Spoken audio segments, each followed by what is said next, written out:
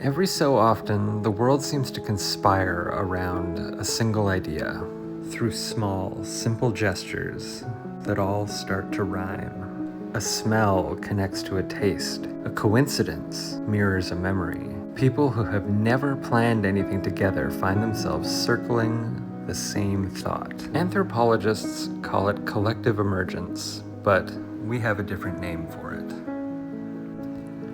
This is the story of Mariner's Spirit Supply Company and how it all came to be. Long before the words Mariner's Spirit ever left any of our mouths, an idea was starting to float to the surface, and a single moment of inspiration was coming. A couple spent long hours replacing a tired foredeck, scraping old pine tar and dreaming of open water. A drink shared with a dear friend in Comox.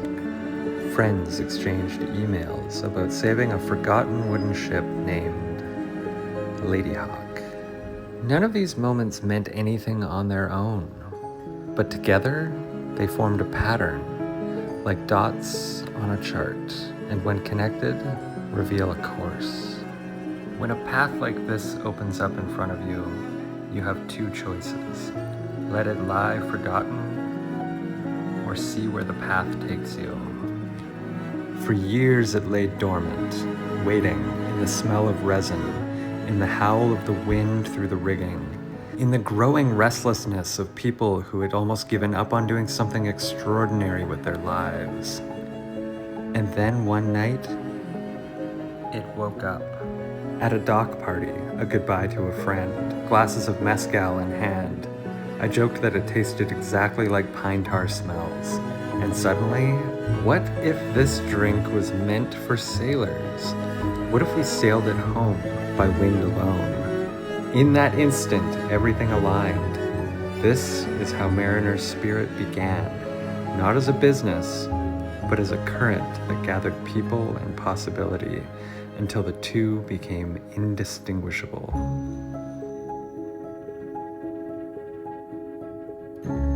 And if you trace it back far enough, you'll find it was always here, waiting for someone to call it by name. Mariner's Spirit. Back to reality. Let's see how this all plays out. Here we are in Desolation Sound at Laura Cove. I didn't know it then, but two threads were starting to form that were going to start pulling at my future. One, a choice of drink at a bar. Two, a ship built in the same shipyard by the same hands as Ladyhawk. For now, though, Tom and Josie slip their lines, and so do we. They've done this before. You can tell. We hold up scorecards for each other, so we can judge how we did.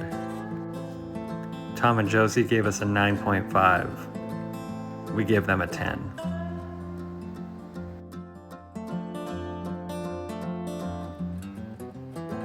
Now, with Nathan, Rob, and Tia no longer rafted up to us, we're free to go as we please. First things first, gotta ditch the stern line.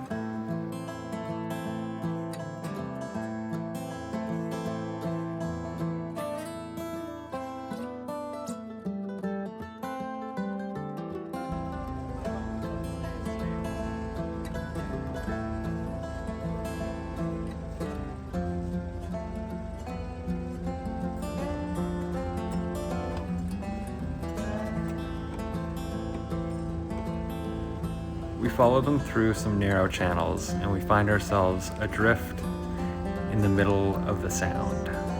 We're waiting. We're waiting for the tide to rise a little bit more so that we can get into Roscoe Bay. But first, an exchange at sea. Goodbye. You're the captain now. So Barry is going to grab a beer from Tom and Josie because we're just sitting here waiting for the tidal pass over at Roscoe.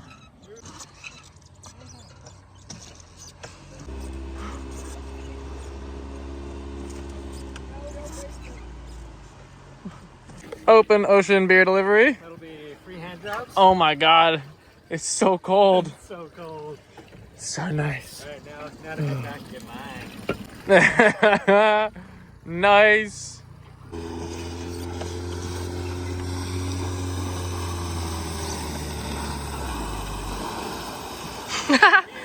Like beer siding. They both so worried. Now we don't have to drink our piss. Oh, and they're cold. Real cold. Yeah. Cheers to you guys. That was out of focus, but tastes like winning. Freedom. Tastes like winning. The small ritual between boats at sea. A few words shouted across the water. A passing of something hand to hand. Laughter caught in the wind. They're the glue that holds this kind of life together. We trade more than just drinks. We trade reminders that community can exist in motion, that purpose can live in drift, and that every voyage, no matter how small, is a rehearsal for something larger that we can't see yet. The passage into Roscoe Bay is very tight. We had 2 feet below the keel, and by the time the tide dropped, it was completely intertidal. We settled in knowing that it was going to be around 24 hours before we were going to be able to leave again. But that didn't bother us. That's the whole reason we came here. We're all fendered up, yeah? Yeah. Oh, we got a breeze on the bass box right there.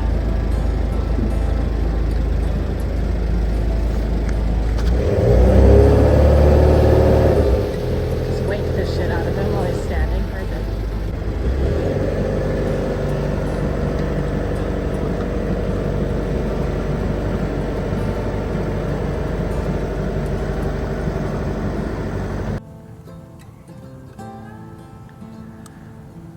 Now the tide closed behind us.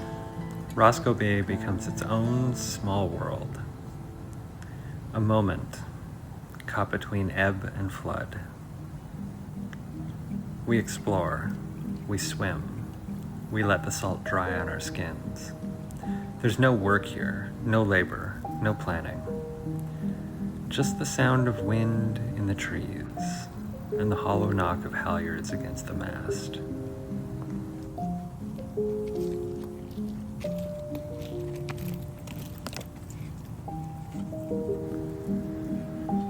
For a while, the urgency of the world disappears.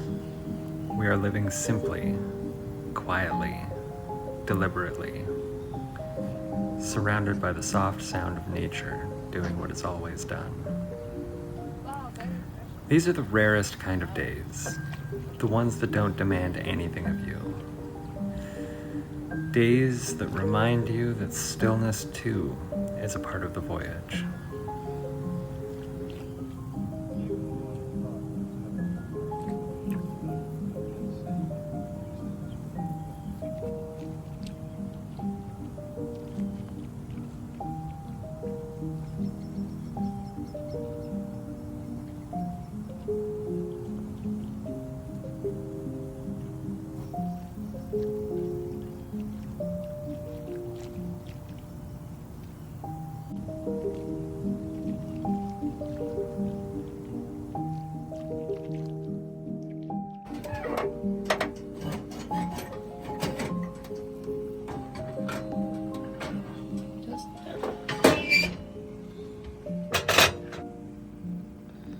They can just mellow for.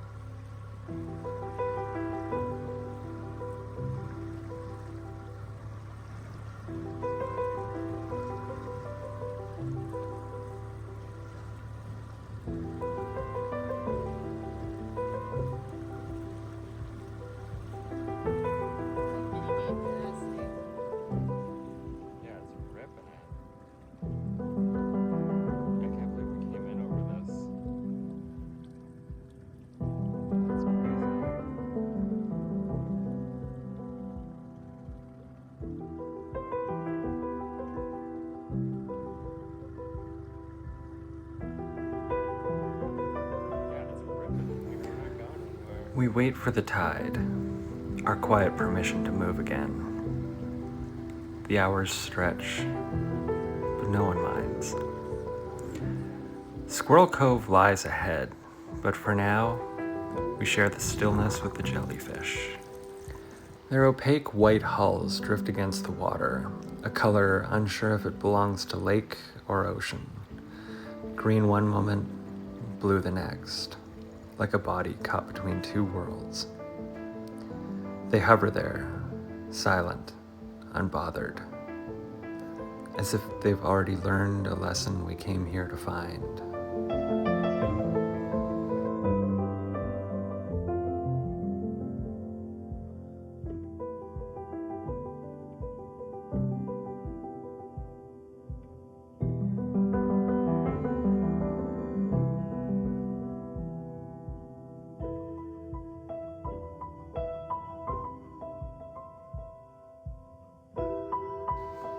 Eventually, we quietly slip out of Roscoe Bay, our bows slicing through the glassy calm, but the peace doesn't last. As Nathan navigated the shallows exiting Roscoe Bay, a reckless pack of mega yachts ripped through the tidal pass, their wake seriously threatening Nathan, Appa, and his tender's safety. In the commotion, their own runabout flipped over, a perfect inversion of ego meeting consequence. Now in Squirrel Cove, it's time to reprovision and fill the water.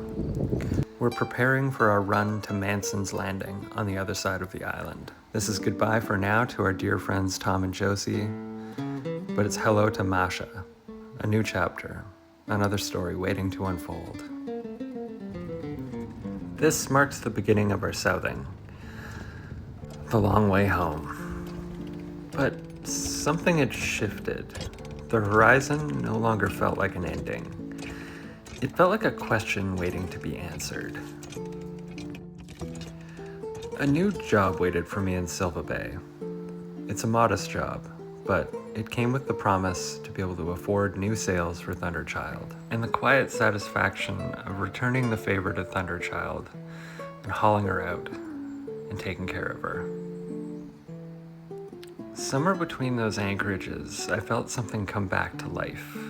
It wasn't just hope, it was permission. Permission to dream again, to imagine something larger than the sum of all of our miles. In the city, I'd learned to survive by making myself small. Out here, the sea demands the opposite. It asked me to expand, to believe that effort and vision still mattered, that a life could be built plank by plank. I didn't know yet what was coming, only that it was close. Close enough to feel it humming beneath the hull, quietly gathering speed.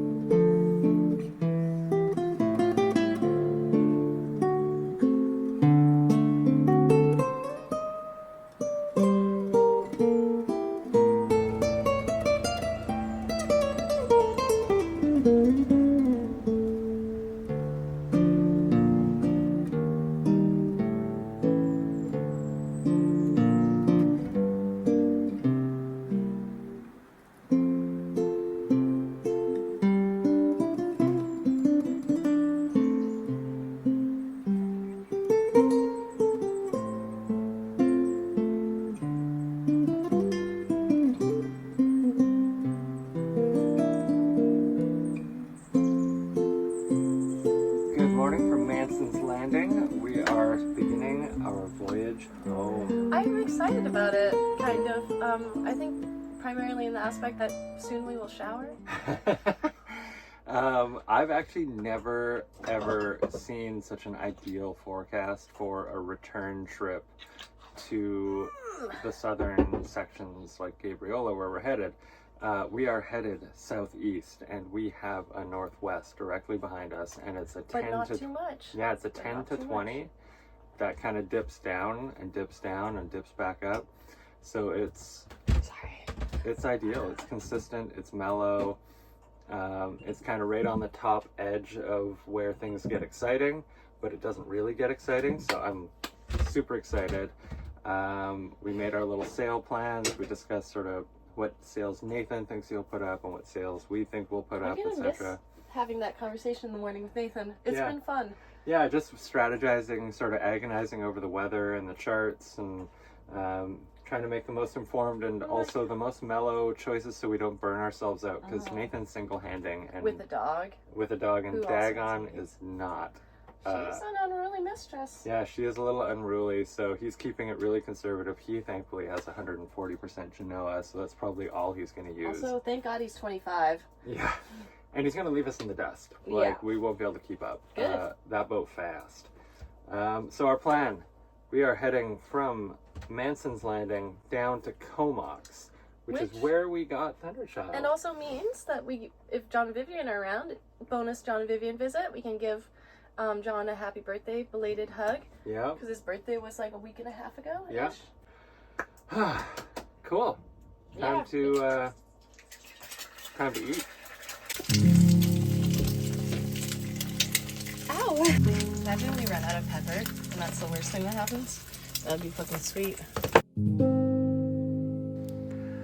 This would be a homecoming of sorts. Thunderchild, returning to the port where we found her. Familiar waters, familiar docks, and familiar faces.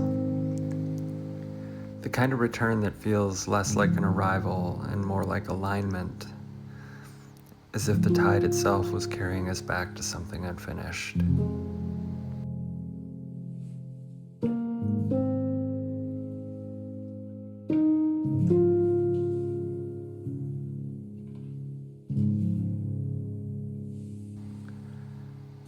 There we would meet John, Thunderchild's caretaker for 49 years. He met us at a local bar. He was the same as I remembered him, steady, kind, with that quiet pride only a lifetime of varnish and salt can give a man. We traded stories, raised our glasses, and laughed about the quirks of old wooden boats. And then, without knowing why it mattered, I watched him order tequila. At the time, it was nothing, just a drink among friends. But looking back, it feels like the first signal flare on a long, winding course. The moment the current began to turn towards something larger. The first faint trace of what would become Mariner's spirit. Leaving John and Comox behind, we cut between Denman and Vancouver Island, the sails drawing a soft, steady breeze. It was one of those passages where everything feels light, the seas forgiving, the boat balanced, the crew in quiet rhythm with the wind. But between Hornby and Denman Island, the mood would change. The channel narrows there. It funnels a northwesterly straight through its heart, a test every sailor learns to respect. I would sheet the boat in hard when we got there, determined to see what Thunderchild was really made of.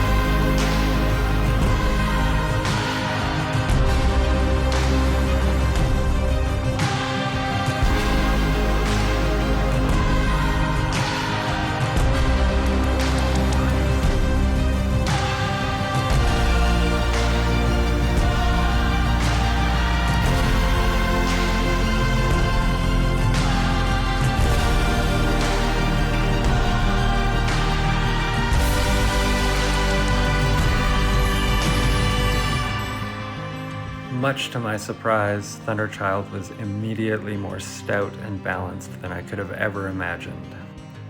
Looking back, I saw Nathan with his rails buried in the water. Meanwhile, we heeled over 3 degrees. A true testament to the vessel's seaworthiness. Tribune Bay, We made it to lovely Tribune Bay on Hornby Island. with 10 minutes to spare before the liquor store closed. So we departed from Comox Bay. Comox today. Yeah. Yeah. We had a nice slip behind the Gas and Go there that we managed to snag last minute for $80. Yep. I think we were tired enough that $80 was a great deal. So We also had a crazy good sail. We managed to finally push Thunderchild's limits further than we have and sail her in like 20 knots on the beam. yeah. And she was bolt upright. She's Well, so she feels heavy. a tiny bit, but in like just a fun, delightful way. Yeah. Yeah, it was good. I'm blown away by this place. It feels like we're in another country or something. It's hard to explain. Yeah, it feels like Mexico, how there's like the groves. There's Yeah. like, it feels like there should be mangroves here. Safely at anchor in Tribune Bay, beers in hand, we walked along the white sandy beach that felt impossibly out of place on this coast. Like we'd stepped into another country entirely. The light had that particular shimmer that only happens when time slows. And then, out of the haze, a Danish gaff-rigged ketch rolled into the bay. I didn't know it then, but this was the moment the story began to fold in on itself. We took bets from the beach. Nathan, Haley, and I trying to guess what country that boat was built in. I nailed it. I knew immediately, even though it was a speck on the horizon, it was a Danish gaff-rigged ketch. And as it turns out, that boat was built in the same yard as Lady Hawk. Seeing that boat stirred something. The old fascination with working sail. Big boats, real boats, the kind that work for their keep. And as if on cue, the schooner Zodiac appeared next. Her mainsail is a wall of canvas, the largest on the west coast. And soon too, Pacific Grace would also roll in. It's like these boats were trying to tell me something.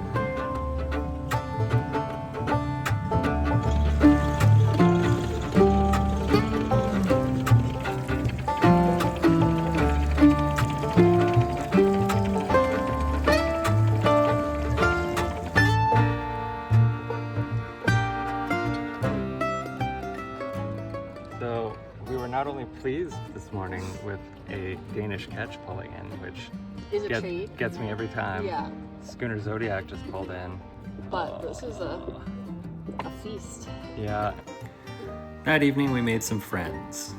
Not only the crew aboard the Danish ketch Gypsy, but also Dale aboard Esperanza.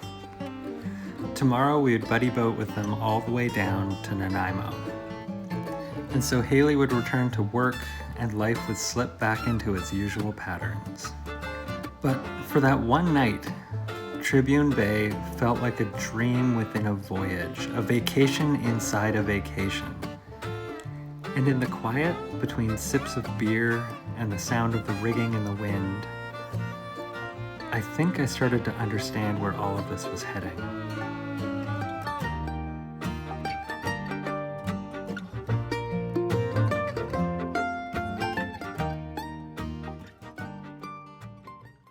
Hello everyone. First of all, wow. Oh my God, the response so far on Mariner Spirit is absolutely overwhelming. There's been so many people jump on board that this has gone from a hunch, an idea, a plan to, wow, we're really doing this. I mean, this story really sells it, right? Like, the little breadcrumbs that life was leaving for me that led me to this moment, to this idea, to everything. And then all of you guys stepped up and pushed it forward, and it's actually happening. So thank you. Huge thank you. I can't wait to keep going on this. So right now I'm just waiting on the final push of additional contributors to this to jump on board, and then I'm going to send out a giant mass email I also have to go through and check donations versus who's on the list and make sure that it all lines up. I don't want anyone to miss out. And then I'm going to start on all the behind the scenes conversations and setting up a forum so all of us can discuss this stuff a little more easily than by shooting me a ton of emails. But yes, once all of that is sort of simmered down, I will start reaching out to the community, and you guys can expect that in the near future.